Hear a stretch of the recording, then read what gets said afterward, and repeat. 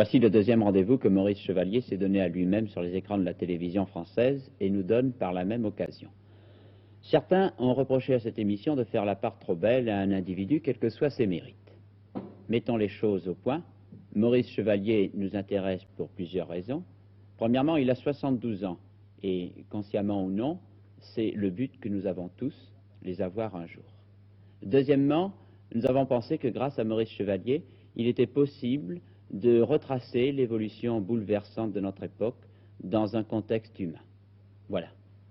Nous sommes en 1904, ce siècle a 4 ans, Rome n'a pas encore remplacé Sparte, Maurice Chevalier, lui, a 16 ans. Je suis le beau gosse américain, je suis précoce, j'ai l'œil coquin, je fais des caprices, j'ai l'air crâneur, des fines saucisses, voici le petit roster. Non, non, non, ce n'est pas ça qui me fera mettre en colère. Moi, qu'est-ce que ça peut bien me faire qu'on m'ait tout pris, même mes habits. Non, non, non, non, non, non, non, non, non, j'ai le sourire et cela me suffit. Du moment que mon ventre ne fait pas de pli, ça m'est égal, je m'en fous pas mal. À la télévision française de l'époque, il y a une présentatrice qui est aussi agréable à regarder et à écouter que nos présentatrices contemporaines. Dans ce domaine-là, si l'on en croit nos parents, rien n'a évolué. Jugez-en vous-même.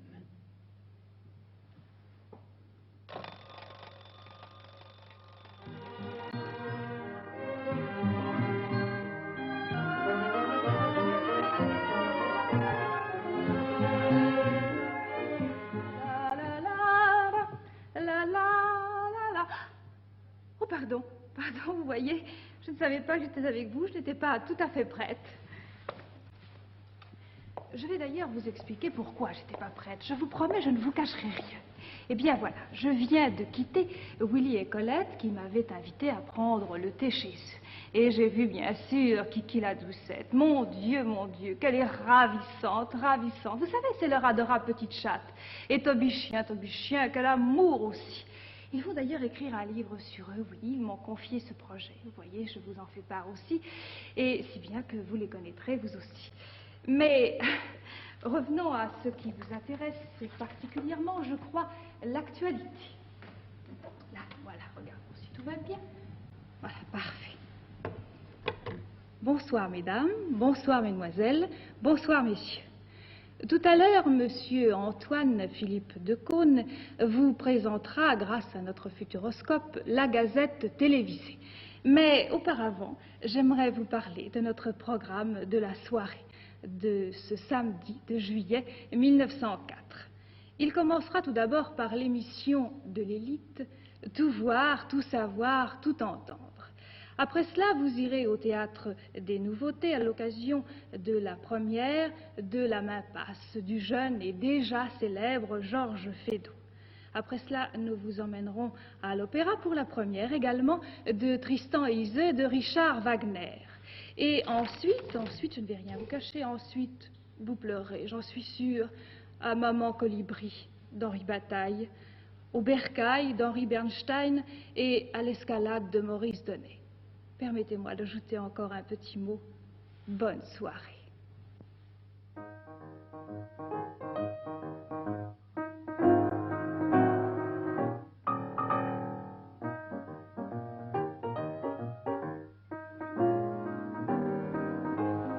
Je regarde si vous êtes là parce que s'il n'y a pas de téléspectateurs, c'est pas la peine que je me tue à faire mon travail. Ce qui est terrible à la télévision, c'est qu'on ne sait jamais s'il y a des téléspectateurs. Il y a eu une époque où il n'y en avait pas du tout, ça, on était tranquille. Et puis il y a eu une époque où il y en a eu davantage, et où on a fait des programmes. Alors il y a eu une époque où il y a eu tellement de programmes qu'il n'y a eu plus de téléspectateurs, parce qu'ils se fatiguaient. Alors aujourd'hui, on est à une période intermédiaire entre l'augmentation des programmes et l'accroissement des téléspectateurs. On ne sait jamais très bien sur quel pied danser. Mais comme il me semble qu'il y en a quand même un ou deux, il faut justifier mes maigres appointements, mais vous donner une information qui, pour moi, me laisse complètement indifférent, mais qui intéressera peut-être certains d'entre vous. On a signé l'entente cordiale, un traité avec les Anglais. Figurez-vous qu'on en parlait depuis quelque temps, déjà, ça fait des siècles qu'on parle de ce traité de paix, de cette entente cordiale. On a signé avec les Anglais, et je crois qu'il n'y a aucun peuple dans le monde avec lequel on ait signé autant de traités de paix. Tout bout de champ de bataille, on a signé les traités de paix avec eux. Alors il fallait bien qu'on arrive à cette entente cordiale. Ce qui est ennuyeux maintenant, c'est qu'avec les Anglais, on ne va plus savoir quoi faire. On a tellement l'habitude de se battre, vous comprenez, que du jour au lendemain, l'entente cordiale, ça va quand même briser bien des habitudes. On va être obligé d'inventer le rugby, quelque chose, pour leur donner des coups et pour en recevoir. Il y a une chose qui m'inquiète, je vous le dis de vous à moi, ça, que ça ne sorte pas d'entre nous, c'est l'histoire de Jeanne d'Arc. Vous allez voir que le Vatican va la béatifier. Maintenant qu'on est amis avec les Anglais, il faut se méfier de tout le monde, vous savez, en politique internationale. Bon, ça, c'est l'année 1904. Et il y a un événement quand même qui est important que je vais vous signaler dans cette année 1904. Un Américain qui s'appelle M. Wright, un nom qui ne passera pas à la postérité car il est trop difficile à prononcer. Chez nous, l'aviation, c'est Adair. A-B-C-D, Adair. C'est facile dans les écoles. Wright, c'est pas pour nous. Bon, mais ce M. Wright, que je vous cite une fois pour toutes, a inventé le virage en aéroplane. Alors là, c'est une chose que personne ne peut comprendre chez nous. L'aviation, jusqu'ici, c'était la ligne droite. La distance la plus courte entre un point et un autre, c'était la ligne droite. Il faut qu'il arrive un Américain pour inventer le virage. À quoi ça va servir, ça, je vous le demande. Pour aller de Paris à Londres, pour aller de Paris à New York, ou pour aller de Paris à Versailles, on va se mettre à faire des virages. C'est-à-dire qu'on va doubler la distance, on va doubler les risques, et on va ennuyer tout le monde, parce que c'est la meilleure façon de se rencontrer, de faire des virages. De toute façon, les virages sont inventés en Amérique, par cet Américain-là, monsieur Machin, mais alors en France, je ne crois pas que le virage obtienne droit de cité. C'est tout pour l'année 1904. Vous voyez, c'est une année entente cordiale, all right. Pardon, monsieur Philippe-Antoine, c'est la dernière dépêche qui arrive et je voulais apporter tout de suite. Merci, Monty. La dernière dépêche de 1905. Mais ça, c'est l'information, vous savez. Ça aurait pu être la première, mais c'est la dernière de 1905. C'est toujours la dernière heure, c'est le mot le plus usité dans le langage journalistique, c'est dernière. Dernière minute, dernière seconde, dernière heure. Bon, dernière nouvelle. Le curriculum vitae de Jules Verne. Ah, quand il y a curriculum vitae, ça veut dire qu'il s'est passé quelque chose de désagréable pour la personne en question. Né à Nantes en 1828, mort à Amiens en 1905. Ça me fait beaucoup de peine parce que j'aimais beaucoup Jules Verne, c'était un ami personnel. Ah, voilà. Tout ce qu'on dit d'une personne qui vient de disparaître, la popularité de son nom, l'honnêteté de ses œuvres, l'exquise modestie de sa vie. Il faut mourir pour qu'on parle de l'exquise modestie de votre vie. Il a ajouté un renom nouveau à la France, ça c'est une formule qu'on retrouve souvent également.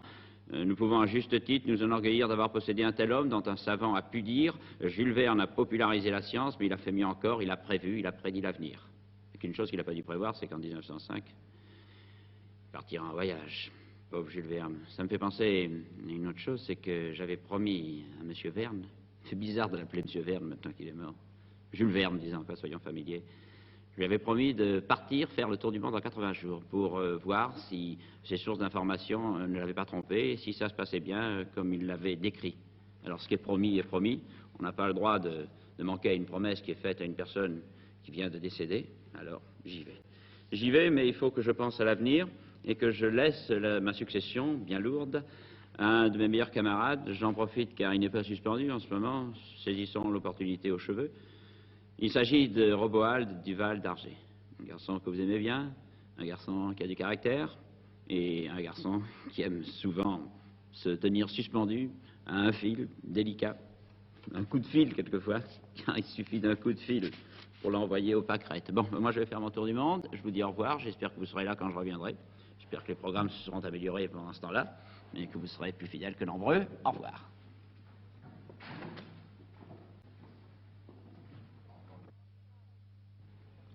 Monsieur Antoine Philippe de Caunes, nous ayant quittés brusquement, et ayant planté là Cléo de Mérode, je suis méchante, la belle Othéro, Liade de Pougy, etc., Monsieur Antoine Philippe de Caunes, disais-je, m'a donc laissé seul avec vous, puisque Monsieur Roboald du Val d'Argé n'est pas tout à fait prêt. J'en profiterai donc pour vous dire un petit poème qu'un jeune poète de 20 ans m'a donné hier soir, et dont on peut dire, je suis même sûre, qu'il ira très loin, puisqu'il s'agit de Paul Géraldi. Ce poème a pour titre « Mauvais élève ». J'aurais voulu ne savoir pas ce qu'on trouve en suivant la route. Maître, si je ne vous écoute que d'une oreille et d'un cœur las, c'est que je préfère tout bas mon ignorance à votre doute. Laissez-moi, l'âme ouverte toute, errer, revenir sur mes pas, boire le vent, aimer la route, et m'en coûte ce qu'il m'en coûte, avancer en ne sachant pas où va la route, où vont les pas. Paul Géraldi. Eh bien, il apparaît que les journaux télévisés de l'époque faisaient la part beaucoup moins belle que les nôtres aux manifestations officielles. Pas la moindre inauguration, pas le moindre ruban à couper, pas la moindre remise de décoration. Pour nous, c'est totalement incompréhensible. Nous allons profiter de ces lacunes-là pour revenir à Maurice Chevalier. Il a grandi. Vous savez que ce n'est qu'à partir d'un certain âge que l'on vieillit. Il a plu à Fréhel, et personne ici ne s'étonnera que Fréhel lui ait plu aussi. Mais il y avait pas, le cœur était pris.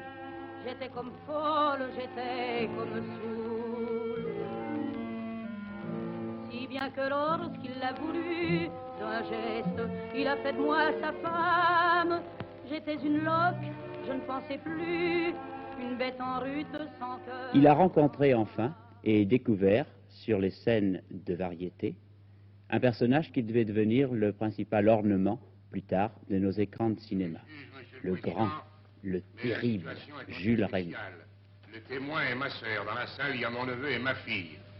Mon cousin est mon adversaire. Et l'accusé est mon futur gendre. Ça devient une affaire de famille, c'est pourquoi je me permets de sortir des formes traditionnelles. Je n'admets pas que les parents de ces enfants, les parents qui devraient être à la place de Manu au banc des accusés, viennent parader à la barre. Quelles que soient les circonstances qui ont amené la mort de Gros-Louis, le véritable coupable ne peut pas être un enfant. Les enfants ne sont jamais coupables.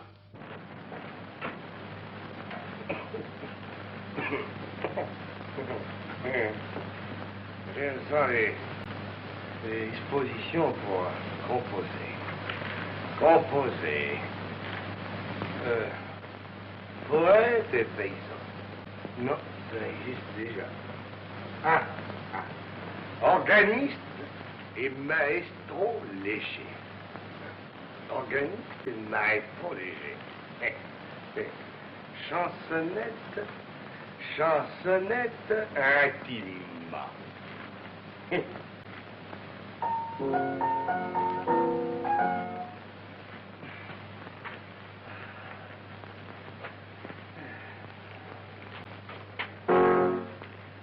Pour le théâtre Florida et pour le courant célestin et ma béguée Florida, globe du beau célestin, quatre à la quatre Florida, contre le contre célestin, on ne sait pas si Florida est Florida ou célestin.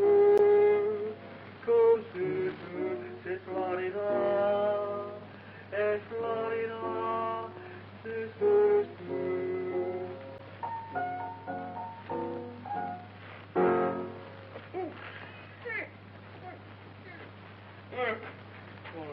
C'est incroyable ce que j'ai intelligent. Ah, mais tiens, Roboald du Val d'Arger est maintenant prêt. À vous, Roboald.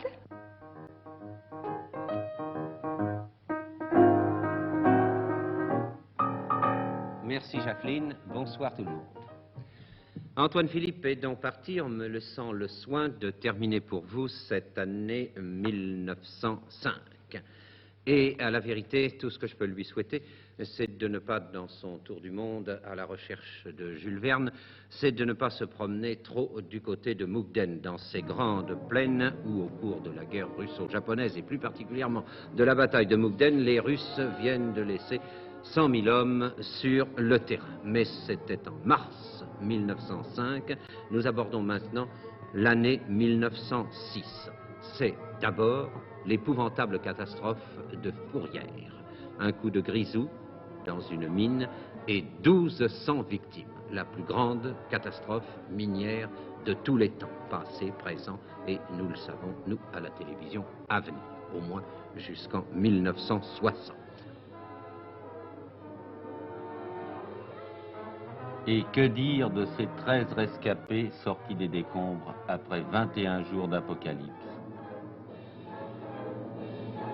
Autre catastrophe épouvantable, on pourrait presque dire, en ce qui concerne le nombre des victimes, 40 fois plus épouvantable encore, le formidable tremblement de terre de San Francisco qui s'est produit le 18 avril de la même année 1906. Là, 40 000 morts encore, n'est-on pas certain du chiffre, et plus de 200 000 sans-abri.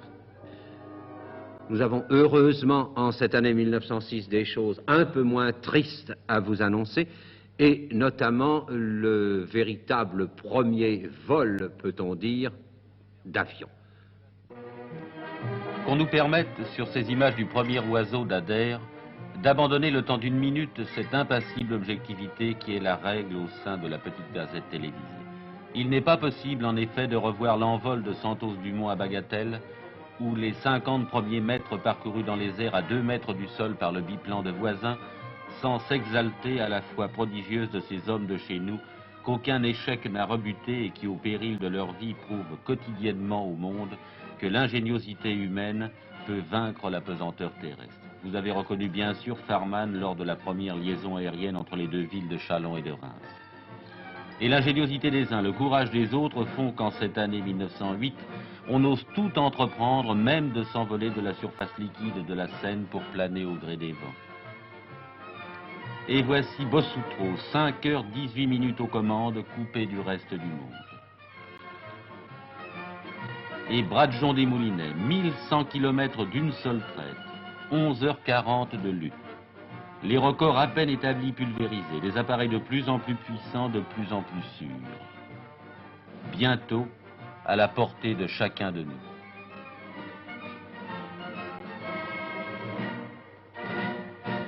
Et puis, nous avons vu arriver des appareils lourds qui sont restés au sol et qui, tout au long des siècles, sont restés au sol, en évoluant d'ailleurs de forme et de couleur selon les capitales. Je veux parler des autobus. Et à cette époque, on ne les appelait même pas des autobus, on leur donnait le nom curieux d'omnibus à moteur. Blériot, de l'autre côté de la Manche, c'est évidemment un événement extrêmement important, et quoi qu'il puisse se passer par la suite en ce qui concerne l'aviation terrestre et même l'aviation interplanétaire, ça restera également une date. On osait y croire. D'aucuns avaient fait de savants calculs prouvant que la falaise britannique était plus haute que l'altitude maximum de l'engin. Louis Blériot, lui, savait qu'auprès de Douvres, il existait un unique point possible d'atterrissage. Et dans la brume matinale, un drapeau de France lui a servi de point de repère. L'exploit le plus extraordinaire du siècle était accompli d'un coup d'œil. Oui, de ce jour, l'Angleterre n'est plus une île et la France a conquis la maîtrise du ciel. Paris ne s'y est pas trompé qui a fait à Louis Blériot le triomphe que les Romains faisaient à leurs empereurs victorieux. Alors là, j'ai peut-être laissé agir un petit peu mon côté chauvin, mon côté français, parce que tout de même, le 31 avril 1909, il y a eu aussi une chose extrêmement importante. Toutes les salles de rédaction ont reçu un télégramme, ce télégramme étonnant que je vous lis. Atteint pôle Nord, 31 avril 1909, découvert terre extrême nord, revient à Copenhague par Haumer Hans Eggen, signé Cook. Cook et Perry avaient découvert le pôle Nord en cette année. Les autres événements, mon Dieu, un peu plus légers, enfin un peu moins froids, un peu plus chauds, pourrait-on dire. La Veuve Joyeuse, par exemple, était créée, la Veuve Joyeuse de Franz Lehár, créée à Paris. Et puis nous retombions tout de suite dans le domaine, comment dirais-je, dans le domaine de l'art. On présentait un film, le premier film, dit film artistique, et qui s'intitulait L'assassinat du duc de Guise.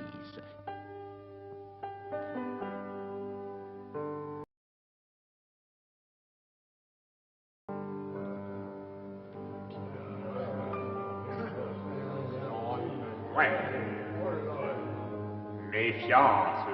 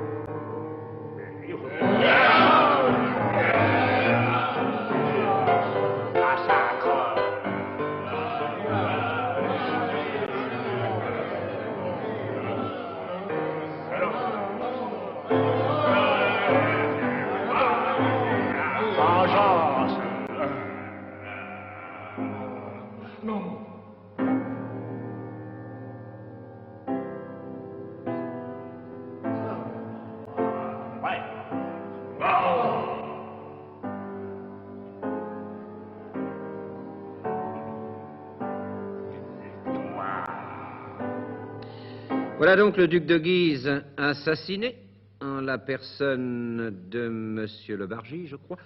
Et nous arrivons au mois de septembre de cette année 1909 que nous allons maintenant terminer en vous donnant des nouvelles d'aviation. Parce que quand quelque chose démarre, et l'aviation avait bien démarré en cette année, eh bien, ça continue.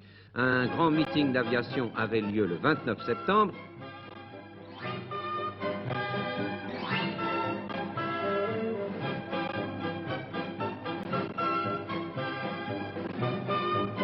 Et les frères Wright viraient autour de la Statue de la Liberté à New York.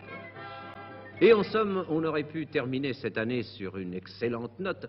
Tout aurait pu se passer extrêmement bien si le 17 décembre n'avait paru un petit arrêté qui devait d'ailleurs par la suite faire encore longuement parler de lui. C'était la création d'un nouvel impôt. Vous me direz, en France, les nouveaux impôts, il y en a presque tous les jours. Oui, mais alors celui-là, il est tout de même assez solide, n'est-ce pas? C'était l'impôt sur les revenus. Feuille morte se ramasse à la pelle. Tu vois, je n'ai pas oublié. Je suis désolé de vous quitter sur une si triste nouvelle, mais journalisme is journalisme, nous sommes là pour dire la vérité, quoi qu'il puisse nous en coûter. Sur ce, et en vous ayant annoncé l'impôt sur les revenus, permettez-moi de m'en aller. C'est dans une revue dont le titre est un résumé saisissant de l'esprit parisien, satire bouchonne, que Maurice Chevalier affirme sa taille et son talent. Le tout Paris de l'époque est rassemblé à l'orchestre, sans se douter peut-être qu'il assiste chaque jour davantage à l'éclosion d'un nom, d'un tempérament, d'une vedette. Ce trait de mon caractère, ne le criez pas trop fort. Les gens dans les affaires n'aiment pas les gosses, ça me ferait du tort. Demain j'ai 20 ans, si j'en crois mes artères, mais si j'en crois mon cœur, mes amis, je n'ai que 18 ans et demi. Quel insigne honneur que d'avoir dans une salle de spectacle le roi et la reine des Belges. Albert Ier, que le monde reconnaissant et admiratif appellera dans quelques années le roi chevalier. Colette, son époux Willy,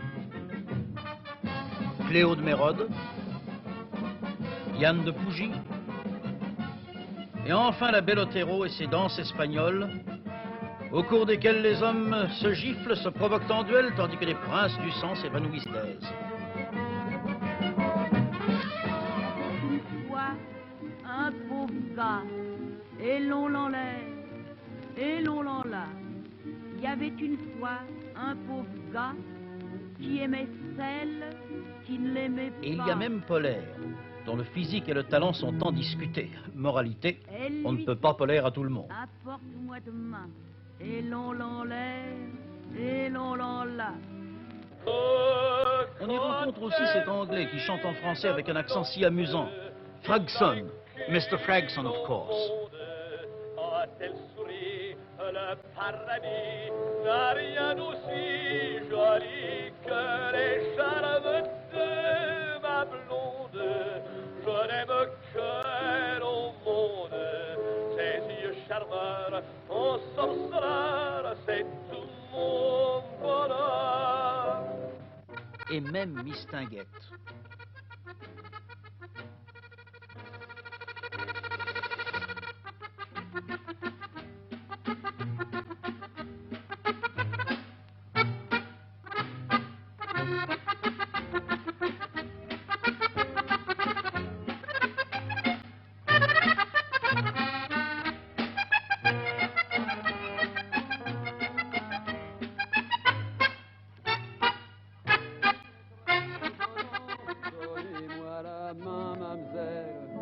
Ne dites rien, mon canon vous semble frêle, donnez-moi la main. Seul sur la rive, vous semblez craintive, n'auriez-vous pas le pied marin? Donnez-moi la main bien vite, vous ne voulez pas. Redouteriez-vous, petite, de faire un faux pas? Lancez-moi votre ombrelle et quittez cet air inquiet. Donnez-moi la main, mademoiselle. Ah, ça y est. Mais quand avez-vous rencontré Mistinguett pour la première fois?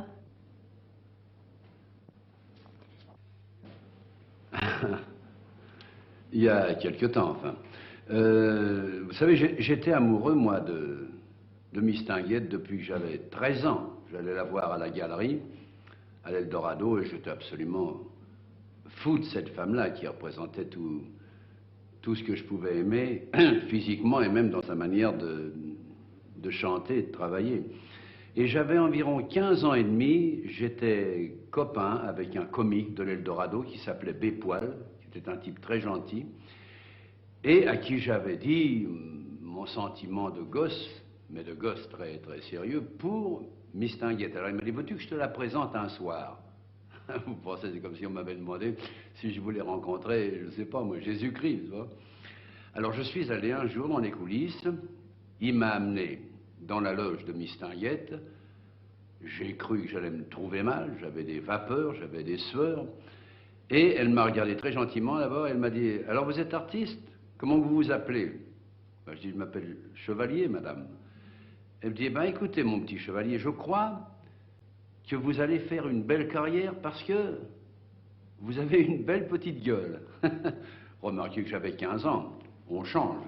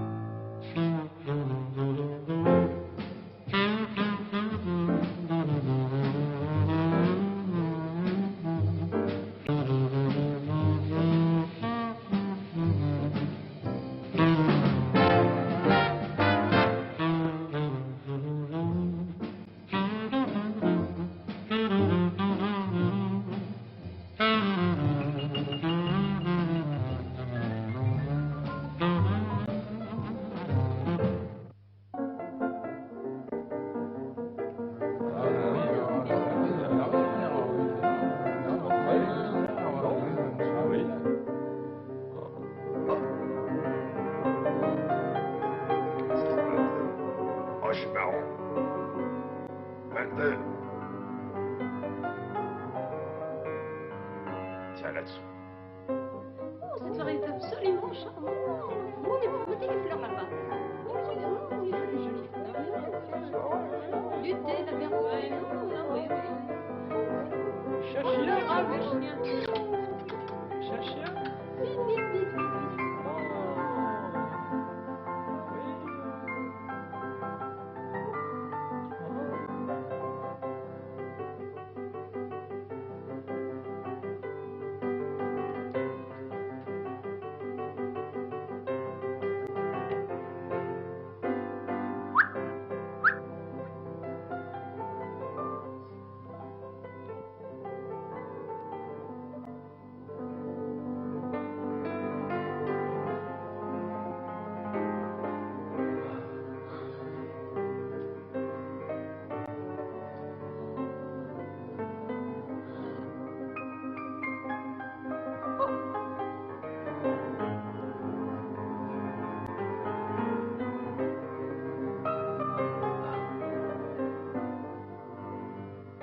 Qu'est-ce qui se passe? Oh, fermé. Oh. Ah, tiens, une idée. La fenêtre.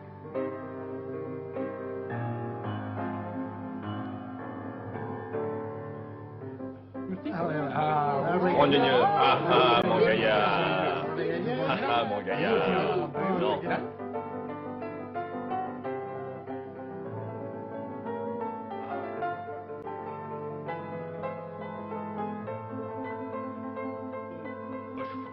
Ça y est, je suis cuit. Ah. Ah, mon gaillard. Ah, mon gaillard. Mon Dieu. Pas moyen de trouver quelque chose. Excuse. Excusez-moi, non, ça va. Foutu, merde, je suis foutu.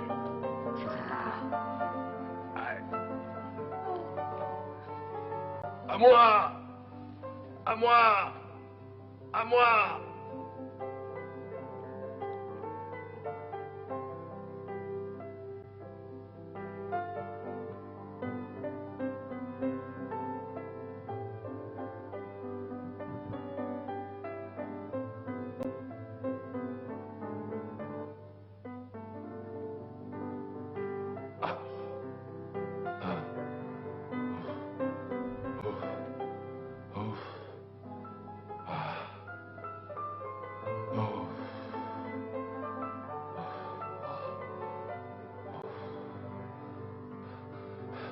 Merci. Merci. Pardon. Pardon. Rachat.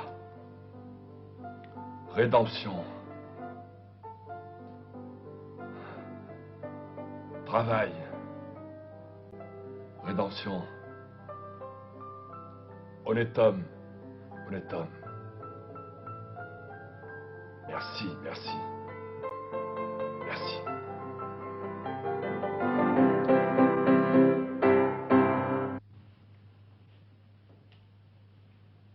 Quelle bonne femme.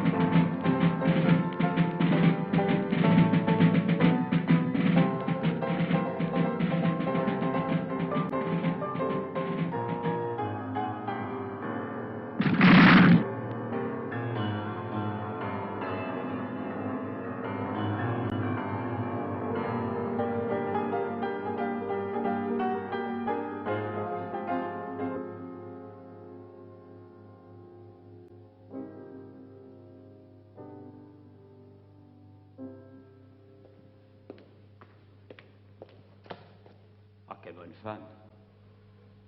Ah, non, pardon. Vous n'avez pas vu, je fais une photo.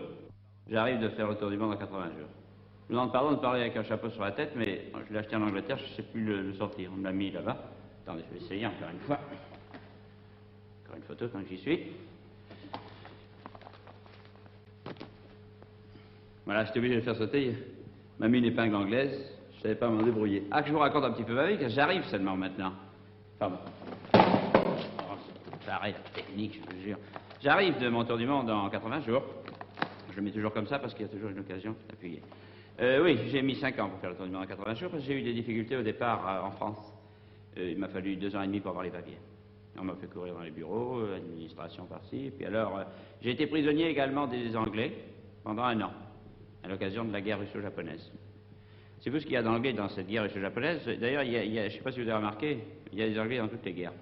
Pas sur les champs de bataille, mais enfin, à côté, là, deuxième bureau, intelligence service. Alors, je me suis habillé en anglais, comme ça, je suis à peu près tranquille, je passe inaperçu n'importe où dans le monde.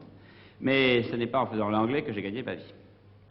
J'ai gagné ma vie en pensant que j'étais là pour justifier d'abord les ambitions de Jules Verne, le tour du monde en 80 jours, et puis ensuite en travaillant pour la télévision française, car moi je reste attaché à ceux qui m'emploient. Alors, j'ai trouvé 2 formules, j'ai fait des photos pour les journaux qui parlent de la télévision, c'est un bon débouché, oui, hop, je les vends. Et puis alors j'ai fait des films pour la télévision, j'ai fait d'une pierre 2 coups, quoi. Alors les films pour la télévision, j'ai profité, j'ai tourné dans tous les pays qui n'existeront plus demain. C'est fou ce qu'il y a comme pays qui sont appelés à disparaître. La Mandchourie, la Russie, un tas de pays. Alors j'en ai profité, toutes les frontières qui sont un peu fragiles, je les ai filmées. Tous les douaniers, tout ça, tout ce qui n'existera plus dans quelque temps. J'ai gardé bien entendu l'exclusivité de tout ça, en réservant mes droits d'auteur pour mes enfants plus tard, pour qu'ils aient une bonne situation, et pour qu'ils aient des rentes, quoi, des revenus. Et j'ai gardé l'exclusivité pour la télévision française. Alors, je vais vous montrer maintenant, si vous êtes bien disposé, ça vous changera un petit peu de Télé Paris, quoi. Ça tient toujours l'émission. Je vais vous montrer ce que j'ai filmé un peu partout dans le monde. Vous allez voir, ça vaut la peine, un peu d'attention, et vous ne serez pas déçus. J'ai fait 3 fois le tour du monde, et les dangers sont mon bonheur. J'aime le ciel quand le ciel gronde, la mer quand elle est en fureur. J'ai fait 3 fois le tour du monde, et les dangers sont mon bonheur. À nous, on vit venir souvent à nous. Une frégate d'Angleterre qui fondait la mer et les flots, c'était pour attaquer Bordeaux. Buvons un coup, buvons-en 2, à la santé des amoureux, à la santé du roi de France. Parlez-moi d'amour, redites-moi des choses tendres. Votre beau dit tout. Of course I'm a Frenchman, but I love New York. That's why I can sing, and with all my heart.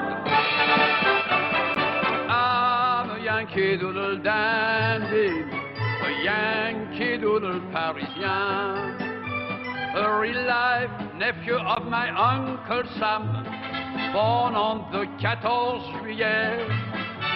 I've got a Yankee Doodle sweetheart. Her name is Sophie Tucker. A Yankee Doodle came to London just to ride a pony. Y a le jeu, y a l'amour et le hasard. D'un côté, y a l'église et là, les bars à Las Vegas. À Las Vegas, à Las Vegas, à Las Vegas. Dans les bars, on y joue, on perd.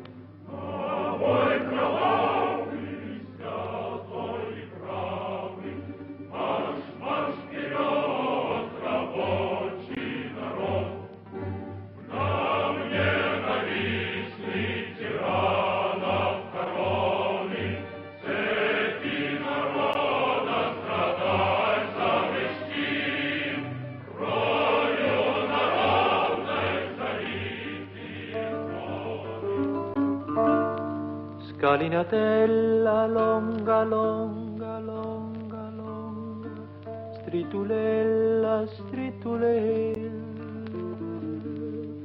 addosta che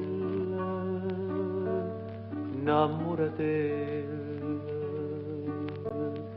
non sagli ancora zucco, zucco, zucco, zucco, zucculilla, zucco.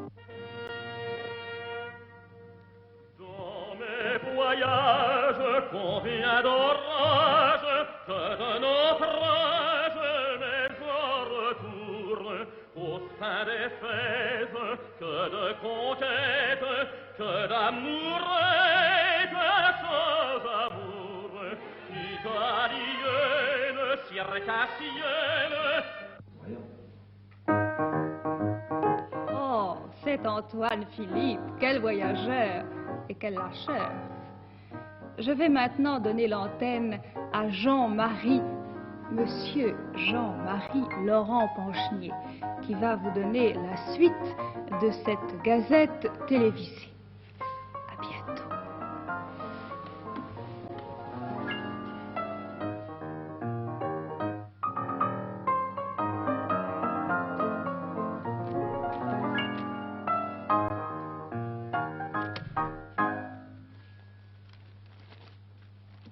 Oh, pardon.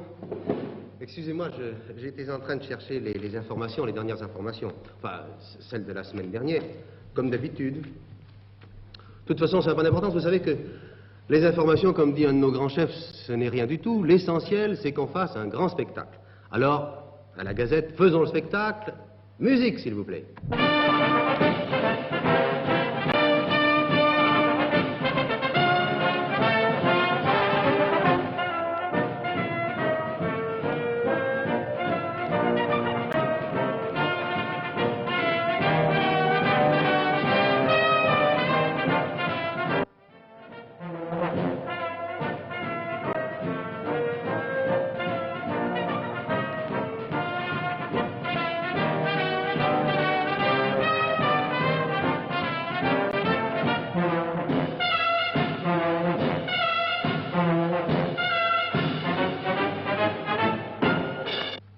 Chers amis, bonsoir. Nous sommes en 1909-1910, politique intérieure, tout va très bien en France. Clémenceau est tombé, Briand succède, ensuite ce sera Caillot. De toute façon, c'est Radical et compagnie, et vous le savez, un gouvernement de gauche qui fait une politique de droite. C'est toujours comme ça en France, on peut même imaginer un gouvernement de droite qui fasse une politique de gauche.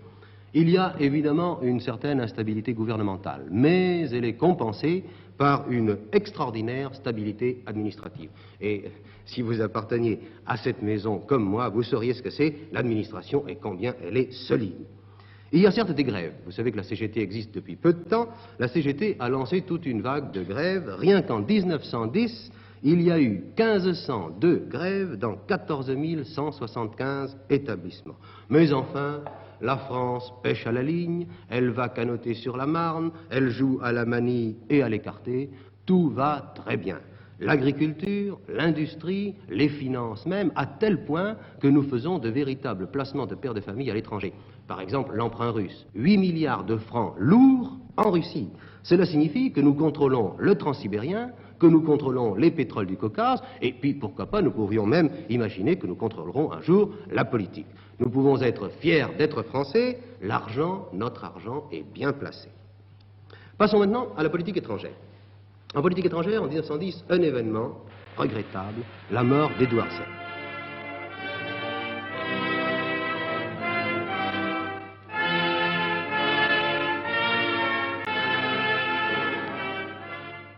C'est lui, l'auteur, en fait, de l'entente cordiale. Que va devenir cette entente cordiale? Vous le savez, depuis 6 ans, elle va qu'à un quart. Ce n'est pas, après tout, une raison, parce que le prince de Galles aimait les boulevards parisiens ou la plage de Biarritz, ce n'est pas une raison pour que nous aimions le porridge ou que nous aimions la Tour de Londres. Évidemment, il y a en France beaucoup de gens qui ne pardonnent pas à l'Angleterre l'assassinat de Jeanne d'Arc, le martyre de Napoléon. Il y en a qui disent qu'Albion va nous prendre toutes nos colonies. Et enfin, à quoi peut servir l'Angleterre pour la France puisqu'elle n'a même pas d'armée? On nous fait une fois de plus le coup du téléphone, excusez-moi. Allô? Oui, oui. Oh, pardon, oui, monsieur le chef de cabinet. Non, monsieur le chef. Oui, certainement, oui. Non, je n'y manquerai pas, monsieur le chef de cabinet. Oui, merci, monsieur le chef. Voilà ce qu'on dit, voilà ce que disent en fait certains Français, mais il ne faut pas vous imaginer une seule minute que c'est la majorité des Français. En fait, la France est très heureuse de cette entente cordiale qui existe, qui est solide et qui sera extrêmement solide. C'est un événement qui va durer et nous pouvons être sûrs. Bon, pour le reste, passons rapidement. Nous sommes au Maroc, malgré le roi de Prusse, et nous y resterons. Les Italiens, eux, sont bien en Tripolitaine depuis cette année, 1911. En Amérique, le président Roosevelt, Theodore Roosevelt, s'occupe de construire le canal de Panama. Et lui, il a l'air d'y réussir. En Chine, alors là, écoutez bien, en Chine, un coup d'État, une révolution, la République de Sun Yat-sen. Et ça, c'est quelque chose de très considérable. De cet événement vont découler 2 séries de faits. D'abord, tout le monde, à partir de maintenant, va parler du péril jaune. Et puis ensuite, dans toutes les écoles de France, les petits écoliers vont collectionner le papier d'argent pour l'envoyer aux petits Chinois. Et c'est très étrange, vous me direz qu'il serait préférable de prendre le chocolat qui était à l'intérieur du papier. Mais non, ce qu'il y a d'extraordinaire dans cette affaire, c'est que les famines de Chine sont tellement redoutables que les petits Chinois sont obligés de manger du papier d'argent. Et nous en arrivons, hélas, aux grandes catastrophes de 1911 et de 1912. Cela commence par pour la France, par un deuil. Le vol de la Joconde. Mona Lisa a disparu, son sourire n'éclaire plus le Louvre. Inimaginable. Nous ne saurions imaginer un autre qualificatif pour cette affaire qui défie toutes les lois de la raison. Un maniaque étranger, un Arsène Lupin, on se perd en conjectures.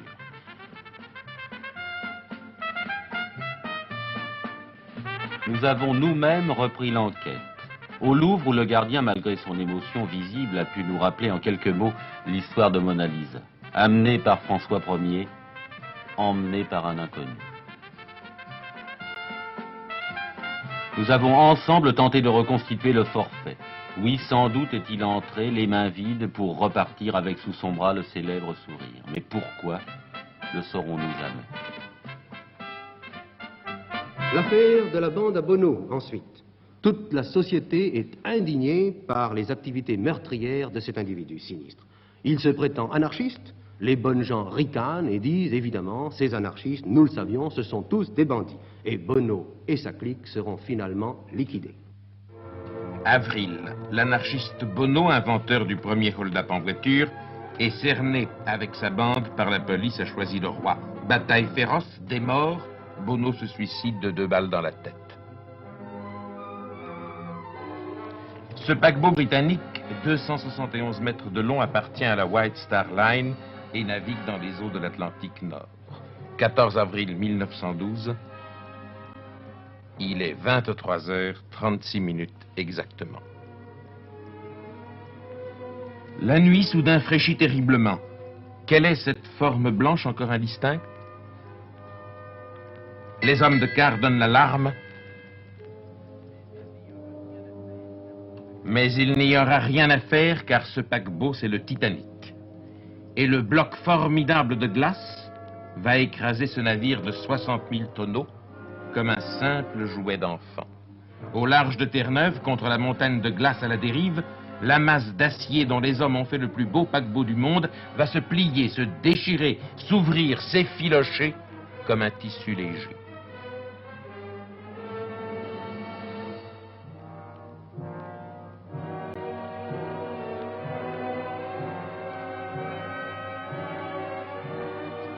Une fusée SOS tente d'alerter les autres bâtiments qui pourraient être non loin de celui-ci. Aucun, malheureusement, n'arrivera à temps. Pendant un bon moment, pourtant, l'espoir soutient les passagers. Ayant passé leur ceinture de sauvetage, ils grimpent vers le plus haut pont.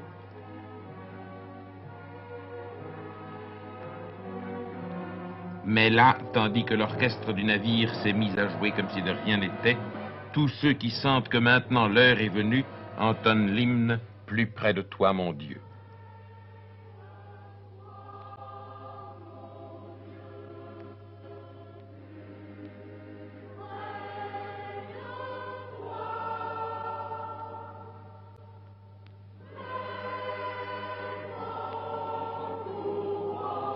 Puis, la panique va prendre le dessus.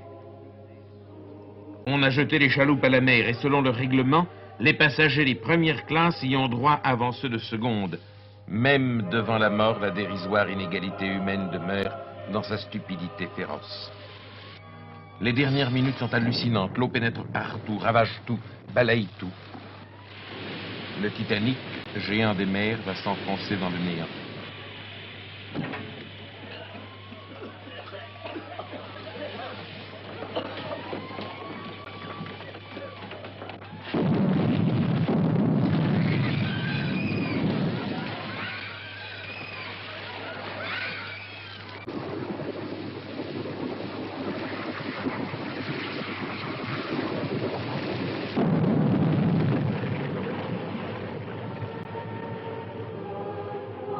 Et les vagues qui naîtront des remous de ces 60 000 tonnes qui sombrent viendront déferler sur les embarcations de sauvetage.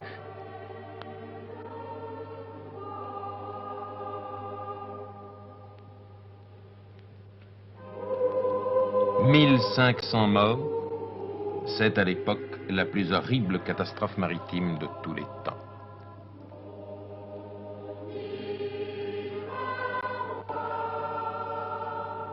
Et enfin, hélas, je vais terminer le journal sur le dernier événement de l'année, l'un des plus graves certainement, c'est la reprise des guerres balkaniques. Une de plus et certainement pas la dernière. Je suis désolé de finir le journal... Ah non, non, 1913, une bonne nouvelle, Mona Lisa, la Joconde, est retrouvée. Eh bien oui, elle est revenue et son sourire a ramené le soleil au musée. Le coupable, c'était ce Perugia qui la cachait sous son matelas. Pourquoi, à quelle fin, on ne le saura sans doute jamais. Tout est bien pourtant qui finit bien, Mona Lisa n'a jamais amené autant de succès que depuis sa fugue. Tout va bien, la France respire et mon successeur pourra vous dire comment. Bonsoir, chers amis. Et en 1912, Monsieur Pinchenier, vous avez oublié que l'Arizona est devenu le 48e État des États-Unis? Maintenant qu'elle a plus d'étoiles sur son drapeau que le plus gradé des officiers supérieurs de la vieille Europe sur sa manche, elle va pouvoir faire entendre l'Amérique sa voix dans le concert international.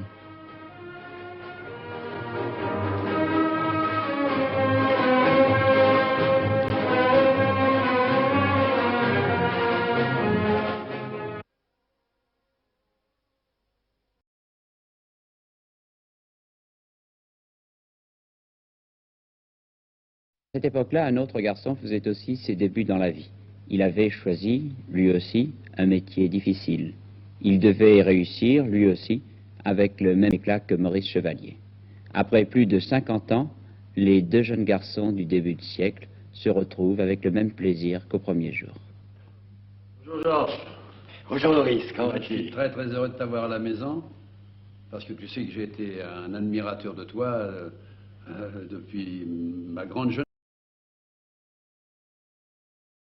Tu comprends, tu sais que je t'ai admiré, que tu étais non seulement un demi-dieu, mais que tu étais l'idole de toute la jeunesse de cette époque-là, évidemment. Ce que tu es maintenant, quoi. Non, encore, je c'est autre dirais. chose, c'est autre chose.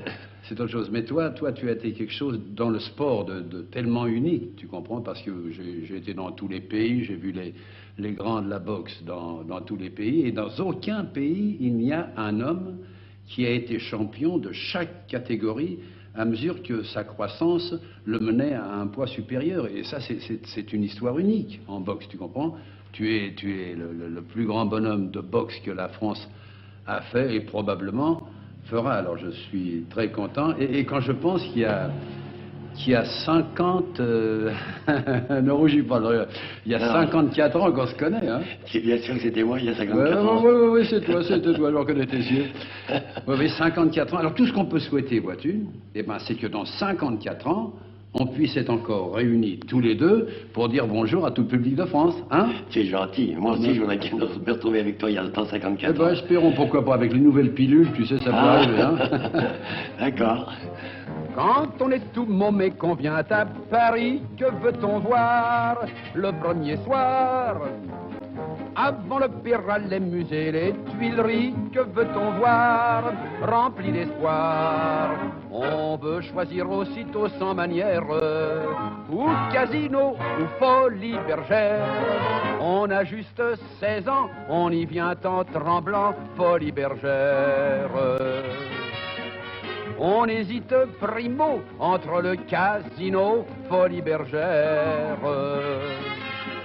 On y voit des femmes nues, on en est tout ému, folie bergère. On prend un air blasé, mais on regarde de côté, folie bergère.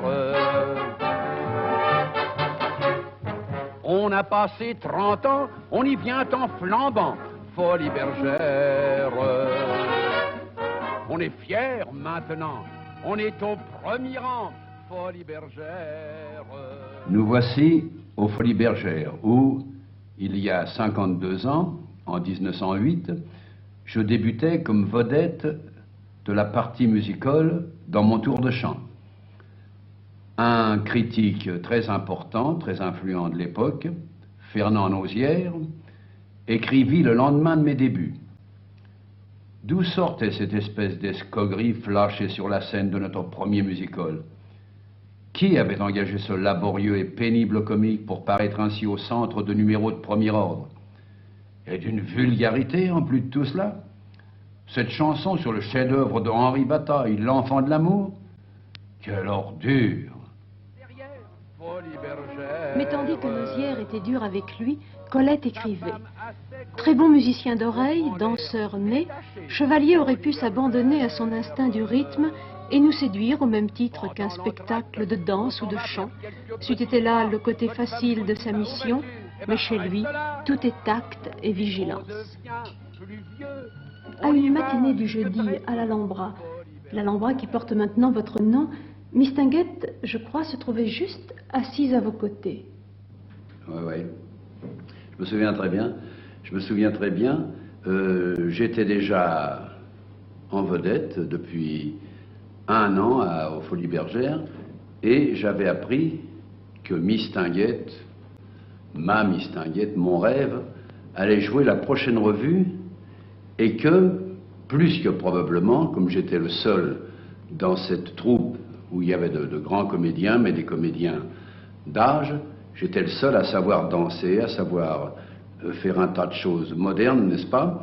Et il était convenu que je devais faire un sketch, on m'avait annoncé cela, avec Miss Tinguette. Et le jour où je me suis trouvé à une matinée de l'Alhambra pour regarder le spectacle, tout d'un coup, dans la loge, à côté de la mienne, arrive une très jolie fille de cette époque-là qui s'appelait Lantelme, avec Miss Tinguette. Miss Tinguette se met juste sur le bord de la loge. Il y avait un petit, très mince, n'est-ce pas, une cloison très mince qui nous séparait.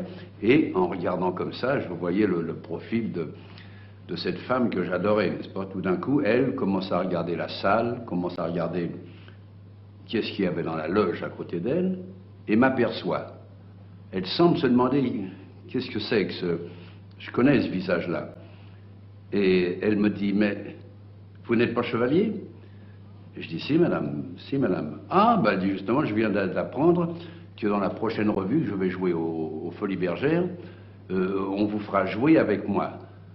Ah, j'ai dit, madame, vous savez, je vous assure que je pourrais très bien jouer avec vous, ça ne sera pas difficile du tout, parce que j'ai une très grande admiration pour vous depuis tellement de temps.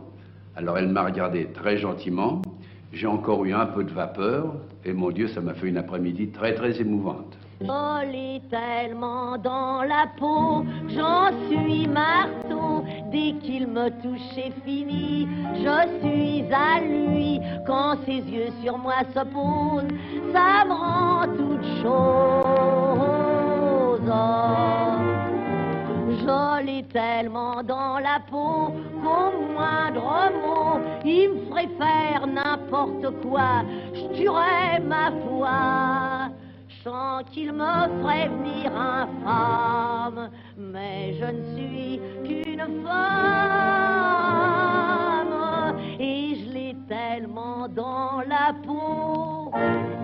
Les Folies Bergères ont toujours joué un rôle très important dans votre vie. Dans votre carrière et puis aussi dans votre vie sentimentale, puisqu'en 1909, les répétitions avec Mistinguett ont commencé justement sur la scène des Folies Bergères. Oui, oui.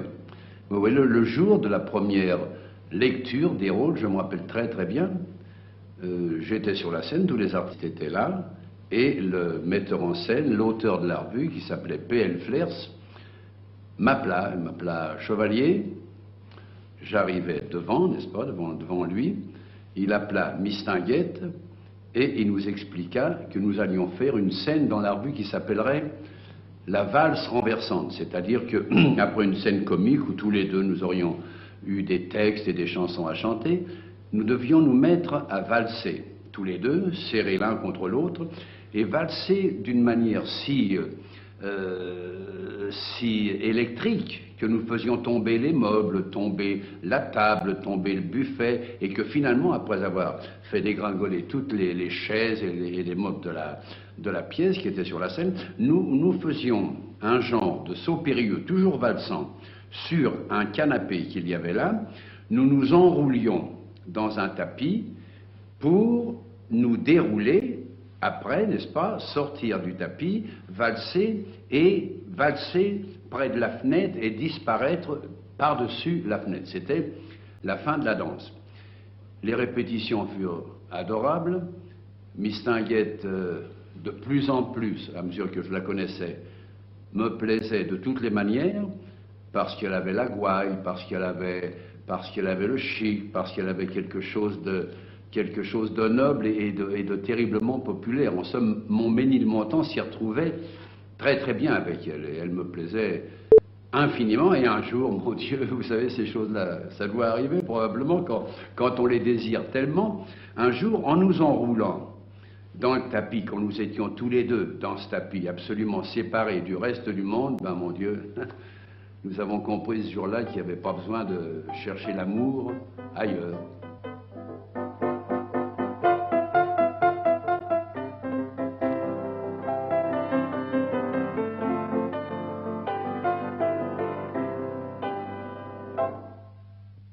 Ça fait un joli couple.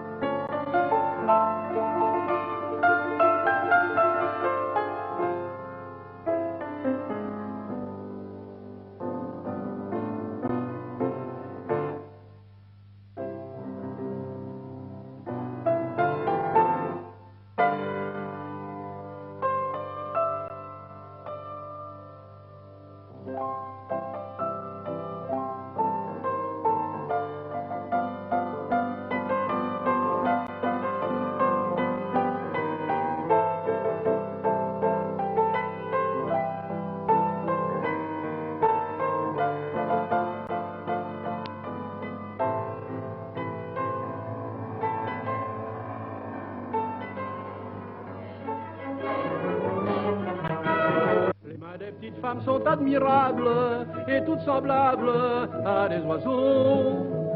Elles agitent leurs doigts mignons et frêles comme des ailes de passereaux. La fine menotte, coupique tricote, quand elle se coiffe aussi, en faisant comme ceci, leurs gestes sont toujours jolis. Quand elle joue de l'éventail, ou de leurs yeux avivent les mailles. Quand elle pianote, quand elle tapote, barbissimo, dégueulant d'eau, quand sur leur minois joli, elles mettent la poudre de riz. Je le proclame, les mains de femme sont les bijoux dont je suis fou.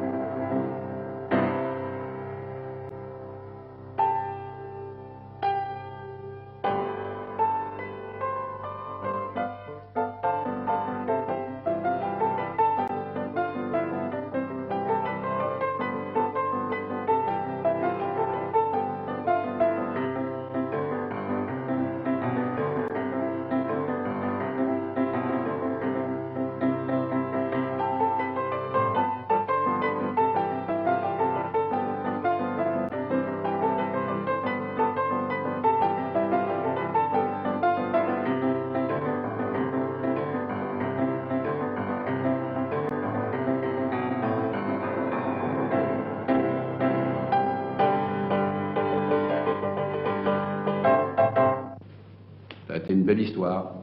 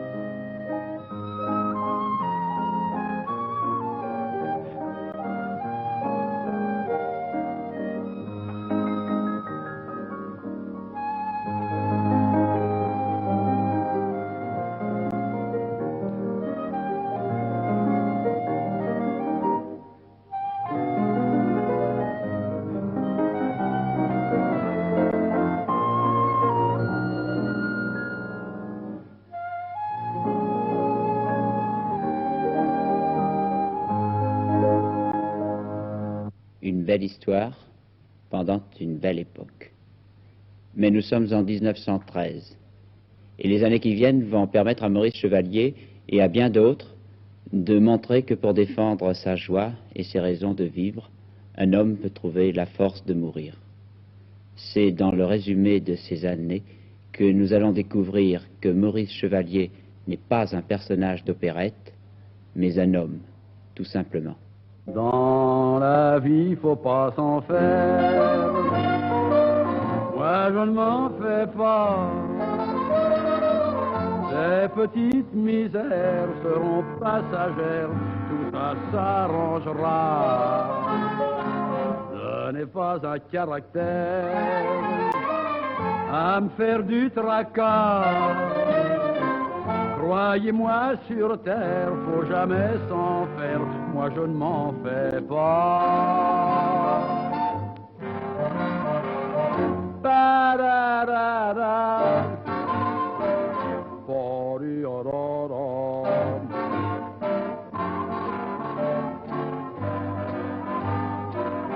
Ba-wa-ri-ta-ti-la-da.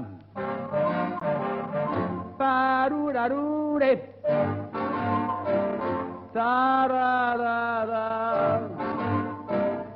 Faut jamais s'en faire, moi je ne m'en fais pas. Pa-dou-la-ri-ta-ti-li-da.